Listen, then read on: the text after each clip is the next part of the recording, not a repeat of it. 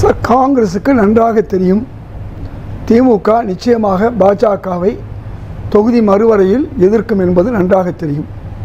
காவிரி பிரச்சனை போன்றுதான் இதுவும் ஒரு ஜீவாதார பிரச்சனை. நாளைக்கு நம்முடைய பாராளுமன்ற உறுப்பினர்கள் எண்ணிக்கை குறைந்து வடபுலத்தில் இருக்கக்கூடிய அந்த மாநிலங்களுடைய எண்ணிக்கை கூடினால் நாம் இன்னும் மோசமாக போவோம். இப்போவாவது கொஞ்சம் எம்பிக்கள் இருக்கிறதுனால நம்மளால் கேட்க முடியுது. நாளைக்கு அதுவும் கேட்க முடியாத ஒரு சூழல் ஏற்படுங்கிறது திமுகவுக்கு நன்றாக தெரியும். நிச்சயமாக திமுக பாஜகவுக்கு எதிராக இருக்கும் உண்டு. நான் மட்டுமல்ல, எங்களுடைய மாநில தலைவர் நம்முடைய மாணிக்கம் தாகல் உட்பட எல்லாரும் சொல்கிறாங்க. திமுக விஷயத்தில் நிச்சயமாக கடந்த முறை அவர்கள் தான் இந்த விஷயத்தில் காங்கிரஸோட தோளோடு தோள் நின்று எதிர்த்தார்கள். அதனால் எங்களுக்கு அந்த பிரச்சனை இல்லை. இப்போ பிரச்சனை என்னன்னு சொன்னால், இன்றைக்கு நம்முடைய முதல்வர் மாண்புமிகு விஜய் அவர்கள் காவிரி போராட்டத்தை சரியாக கையாண்டார். முதல்ல சட்டமன்றத்தில் ஒரு தீர்மானத்தை கொண்டு வந்தார். அதுவே சர்வகட்சி தீர்மானம். எல்லா சட்டமன்ற உறுப்பினரும் ஏற்றுக்கொண்டார்கள். அப்பொழுது கூட நம்முடைய திராவிட முன்னேற்ற கழகத்துடைய எதிர்க்கட்சி தலைவர் திரு உதயநிதி ஒரு புதிய திருத்த மசோதாவை கொண்டு வந்தார். அதை அதிமுகவும் எதிர்த்தது, பாமகவும் எதிர்த்தது.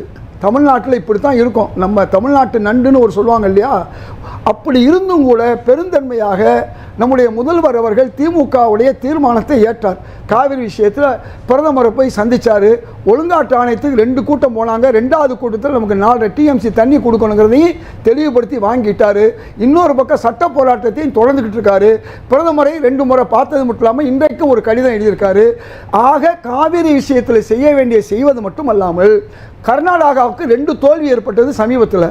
ஒரு தோல்வி உங்களுக்கு நன்றாக தெரியும், மேகதாது அணையினுடைய ப்ராஜெக்ட் ரிப்போர்ட் திருப்பி அனுப்பப்பட்டது. இன்னொரு தோல்வி 4 டிஎம்சி நீ கொடுத்து தான் ஆகணும் தமிழ்நாட்டுக்குன்னு சொல்லி அன்றைக்கு அந்த சொன்ன 2 விஷயத்துக்காகத்தான் அவங்க சர்வகட்சி கூட்டத்தை கூட்டினாங்க. அந்த கூட்டிய அதுக்கு நாளுக்கு முந்தைய மழை வந்துச்சு, நமக்கு தண்ணீர் வந்துருச்சு. அதே நேரத்தில் நம்ம இன்னைக்கு நாம் நமக்கு கிடைக்க வேண்டிய சுமார் 40 டிஎம்சி தண்ணீரை கொடுங்கன்னு கேட்டுக்கிட்டு இருக்கோம். இந்த அரசு கேட்குது. நல்ல நீ கேட்ட கேள்வி இது இன்னொரு முக்கியமான காவிரி பிரச்சனை மாதிரி. நாளைக்கு காவிரி மட்டுமல்ல, எல்லா பிரச்சனையும் நம்ம கேட்கணும்னு சொன்னால் நமக்கு பாராளுமன்ற உறுப்பினர்களுடைய எண்ணிக்கை தேவை. இப்போ 80 பாராளுமன்ற உறுப்பினர்கள் அல்லது 54 பாராளுமன்ற பீகாருக்குன்னா அவங்க 100 ஆயிடுவாங்க. நம்ம 40லேருந்து அதிகபட்சமாக 50 காரணம் சொல்றீங்க சார். இதுக்காக இந்த பிரச்சனையை அந்த பாராளுமன்ற கூட்டம் ஏற்கனவே நம்ம எதிர்த்தோம் இல்லையா, பல மாதங்களுக்கு முன்பு. அப்பவும் சாராம்சம் தெரியாது, நாம எதிர்த்தோம், தோற்கடித்தோம். இப்பொழுதும் அதை கொண்டு வரதுக்கு முயற்சி செய்கிறார்கள். என்ன காரணம் தெரியுமா? மேற்கு வங்காளத்தில் மம்தா பானர்ஜி எம்பிகளை கையில் எடுத்துட்டாங்க, சிவசேனா எம்பிகளை கையில் எடுத்துட்டாங்க. அதே மாதிரி மகாராஷ்டிராவில் சரத்பவார் கட்சியுடைய எம்பிகளை கையில் எடுத்துட்டாங்க. இதை வைத்துக்கொண்டு எப்படியாவது தமிழ்நாடு உள்ளிட்ட தென் மாநிலங்களுக்கு பாராளுமன்ற உறுப்பினர் பதவிகளை குறைப்பதற்கான மிகப்பெரிய சதியில் பாஜக ஈடுபட்டு கொண்டிருக்கிறது. அந்த சதியை முறியடிப்பது தமிழ்நாட்டில் இருக்கக்கூடிய அனைத்து கட்சியும் செய்ய வேண்டியது.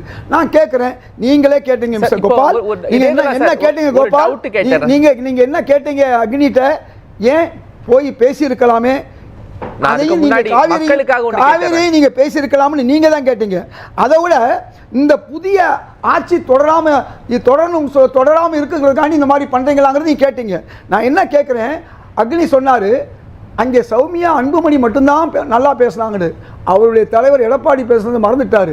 1,00,000 ஏக்கர் அங்கே விவசாயம், அங்கே பல ஏக்கர் நிலத்துக்கு பிரச்சனை இருக்குங்கிறத எடப்பாடி பேசினார். அது கூட அவருக்கு பெருசாக தெரியல. சௌமியா அன்புமணி பேசுறது இந்த தமிழ்நாட்டில் இருக்கக்கூடிய குழந்தைக்கே தெரியும், மேகதாட்டு அணை வரக்கூடாதுன்னு. அது பெரிய விஷயமா? நான் என்ன கேட்குறேன், எம்ஜிஆர் அவர்கள் ஆட்சிக்கு வரும்பொழுது, இப்போ அவர் சொல்றாருல புதிய ஆட்சி, அவர் ஆட்சிக்கு வரும்போது அவர் எவ்வளவு கேலி கிண்டல் செய்யப்பட்டார், எவ்வளவு ஒரு மலையாளி என்றால் சொல்லப்பட்டார் தெரியுமா? அன்னைக்கும் புதிய அமைச்சர்கள் தான் இருந்தாங்க. 4-5 பேரை தவிர எல்லாரும் புதுசு. யார் ஐசரி வேலன், திருச்சி சவுந்தரராஜன், இப்படிப்பட்டவர்கள்லாம் இருந்தாங்க. அன்னைக்கும் கேலி பேசினார்கள். குண்டுராவோட ஒரு ஒப்பந்தம் போட போனாரு 320, அதற்கு அவரை மலையாளின்னு கூட சொன்னாங்க. அதை செய்திருந்தா இன்னைக்கு நம்ம 177 நின்றுக்க மாட்டோம். 4 அணைக்கட்டுகள் கட்டுவதற்கு யார் காரணம்? அதனால தான் இன்னைக்கு தமிழ்நாட்டுக்கு 177 இல்லைன்னா 400 டிஎம்சி தண்ணி கிடைச்ச இடத்துல இந்த அதிமுக திமுக 2 சேர்ந்து 4 அணைக்கட்டுகள், கபினி, ஹேமாவதி, ஹேரங்கி, அதிமுக செஞ்சது சொர்ணவதி. இந்த 4 அணைக்கட்டை கட்டி 100 டிஎம்சிக்கு மேல தேர்ந்தெடுத்தனால நான் தெளிவா சொல்றேன். சரியா காதுல நீங்க கேட்கல, நீங்க குறுக்க பேச. அன்னைக்கு இருந்த காங்கிரஸ் தான் அனுமதி கொடுத்துச்சு. இது அனுமதி கொடுக்க வேண்டிய அவசியம் இல்லை. அவன் கட்சிக்காரன் கர்நாடகத்து அரசு அவன் தான் கட்டினாங்க, யாரும் ஒன்றிய அரசு கட்டல. அதே மாதிரி இங்க நம்ம அரசு தான் தடுத்திருக்கணும். அங்க இருந்த 2 அரசுகள் தடுக்கல. இன்னைக்கு பிடிக்கிற கையில இன்னைக்கு காங்கிரஸ் சும்மா இருந்த சொல்வதற்கு நீங்க முயற்சி பண்றீங்க. சொல்லுங்க. இன்னைக்கு எம்பிக்கள் கூட்டம் என்ன தீர்மானம் நிறைவேற்றி இருக்கு? ரொம்ப தெளிவான தீர்மானம். அதாவது 1971 படிதான் இன்னைக்கு வரை நமக்கு 39 எம்பிக்கள். இந்த நிலை தொடர வேண்டும். யூபியில் 80னா 80 தான் தொடரணும். யாருக்கு எதையும் நீங்கள் அதிகப்படுத்த வேணாம். அப்படி அதிகப்படுத்துறதுனால தென் மாநிலங்கள் பாதிக்கப்படும். யாரெல்லாம் குடும்ப கட்டுப்பாடுங்கிற அந்த ஒன்றிய அரசுடைய கொள்கையை சரியாக செய்தார்களோ அவர்களுக்கு நீங்கள் எதிராக இருக்கிறீர்கள். ஆகவே இந்த எண்ணிக்கை 39 என்பது தொடர வேண்டும். நாளைக்கு நமக்கு ஒரு 10 கொடுத்துட்டு யூபிக்கு ஒரு 40, பீகாருக்கு ஒரு 50 கொடுத்தா அந்த ஜனத்தொகையை பார்த்து அது நல்லா இருக்காது என்பது இன்னைக்கு தீர்மானம் முடித்திருக்கிறார்கள். இந்த தீர்மானத்தை பொறுத்தவரை எல்லா கட்சியும் ஏற்றுக்கொள்ளக்கூடிய ஒரு தீர்மானம் தான். திமுக நிச்சயமாக இதை மறுதளிக்காதுங்கிற நம்புறேன். ஏன்னா திமுகவும் தமிழ்நாட்டு மக்கள் மீது ஒரு பாசம் உள்ள கட்சி தான். அதனால இன்றைக்கு அவங்க எடுத்திருக்கக்கூடிய ஒரு முயற்சி, அதாவது தாவேகாவுடைய முதல்வர் எடுத்திருக்க முயற்சியை நாம் எல்லாரும் இணைந்து ஆதரிக்கணும். இதுக்கு முன்ன கூட ஒரு தொலைக்காட்சியில் ஒரு நண்பர் சொன்னாரு, நல்ல கேள்வி.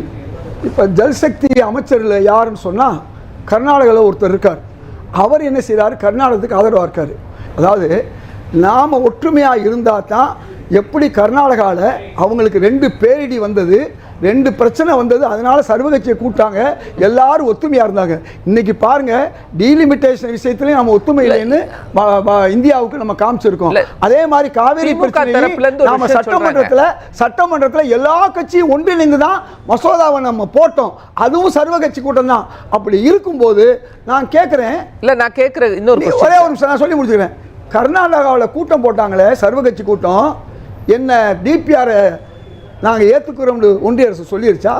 இல்லை 4 டிஎம்சி நீ குடுன்னு சொன்னது வேணாம், நீ கொடுக்க வேணாம், நீ சர்வகட்சி கூட்டம் போட்ட அப்படின்னு ஏதாவது அதனால் நடந்துச்சா?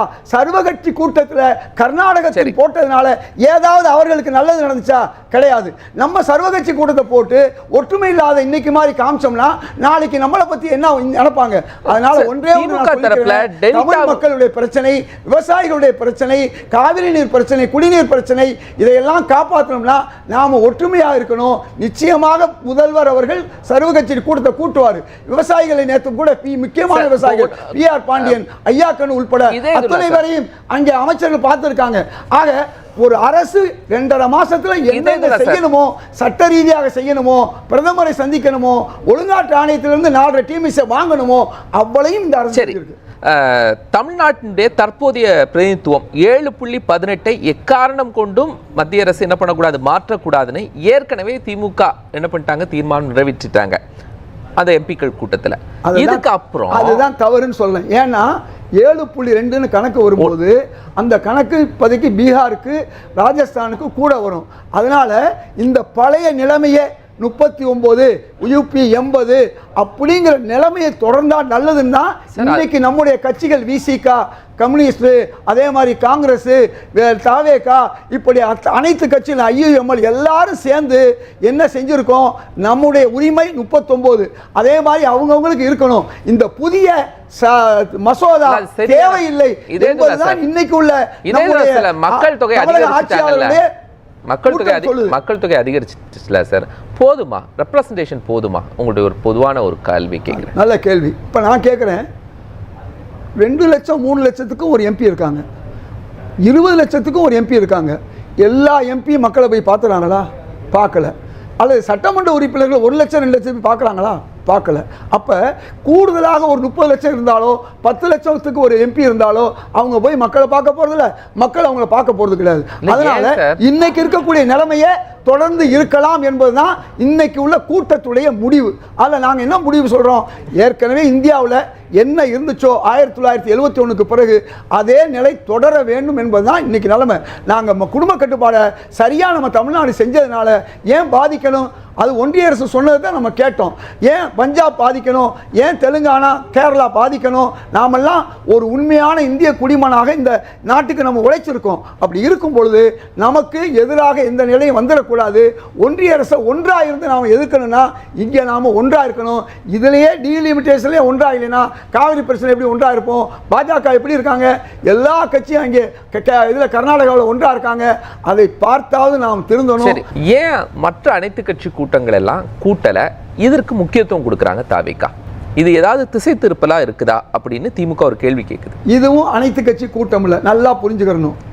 மக்களால் தேர்ந்தெடுக்கப்பட்ட சட்டமன்ற உறுப்பினர்கள் அனைத்து கட்சி சட்டமன்றத்தில் நாம் காவிரிக்காக ஒரு மசோதாவை கொண்டு வந்து நாம் அங்கே வெற்றி பெற்றிருக்கோம். நம்முடைய மசோதா வெற்றி பெற்றிருக்கிறது. தீர்மானத்தை திமுக கொடுத்த தீர்மானத்தையும் முதல்வர் விஜய் அவர்கள் பெருந்தன்மையாக ஏற்று அதையும் கொண்டு வந்திருக்காரு. இது பாராளுமன்ற உறுப்பினர்கள், மக்களால் தேர்ந்தெடுக்கப்பட்ட பாராளுமன்ற உறுப்பினர்களான அனைத்து கட்சி கூட்டம். இதை யாரும் மற்ற கட்சி தலைவர்கள் யாரையும் கூப்பிடல, அந்தந்த கட்சியினுடைய பாராளுமன்ற உறுப்பினர்கள். நல்லா புரிஞ்சுக்கங்க, யாருக்கு வலிமை இருக்கு? சாதாரண மனித விட ஒரு கட்சியுடைய தலைவர் 1000 கட்சி தமிழ்நாட்டில் இருக்கு. அவங்களோட யாருக்கு வேல்யூ? எம்பிக்களுக்கு எம்எல்ஏக்களுக்கு வேல்யூ இருக்கு. அவங்களால தான் குரல் கொடுக்க முடியும். அந்த அடிப்படையில் எது முறையோ அதை அழகாக செஞ்சுருக்காங்க. இன்றைய முதல்வர் விஜய் அவருடைய அரசு சட்டமன்றத்தில் நாம் அனைத்து கட்சியும் சேர்ந்து நம்ம மசோதா கொண்டு வந்திருக்கோம். பாராளுமன்ற உறுப்பினர்களை கூப்பிட்டு இன்னைக்கு இந்த பிரச்சனையும் பேசியிருக்கோம்.